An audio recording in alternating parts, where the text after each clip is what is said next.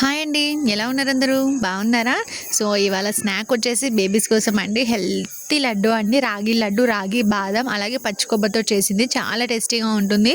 So, ఒకసారి తప్పకుండా try చేయండి. మీ పిల్లలకి పెట్టండి. చాలా హెల్తీ అండి. బోన్ స్ట్రెంత్ కూడా చాలా బాగా రాగి అనేది ఉపయోగపడుతుంది. సో, ప్రాసెస్ ఏంటి అంటే ఫస్ట్ బాదం పప్పుని చిన్న చిన్న పీసెస్‌గా కట్ చేసుకొని నీట్‌గా డ్రై రోస్ట్ అయితే చేసుకుందామండి. నెక్స్ట్ ప్లేట్‌లోకి తీసుకొని నెక్స్ట్ అదే ప్యాన్‌లోకి పచ్చి కొబ్బరి కూడా చిన్నగా తురుముకొని లేదా చిన్న చిన్న పీసెస్‌లా కట్ చేసుకొని దాన్ని కూడా డ్రై రోస్ట్ అయితే చేసుకుందాము. ఇలా డ్రై రోస్ట్ చేసుకున్న తర్వాత బాదం పప్పుని కొబ్బరిని ఇట్లా ప్లేట్లో తీసుకొని కూల్ అవనివ్వండి. నెక్స్ట్ అదే ప్యాన్లోకి మనం నెయ్యి వేసుకొని ఒక కప్పు రాగి పిండి అయితే వేసుకొని మంచిగా ఫ్రై చేసుకుందామండి. సిమ్ ఫ్లేమ్లో పెట్టుకొని నీట్గా దగ్గర ఉండేసి మంచి స్మెల్ వచ్చేంత వరకు ఫ్రై చేసుకోండి. అలా రాగి పిండి కూడా ఫ్రై అయిన తర్వాత దాన్ని కొంచెం కూల్ అవనివ్వండి.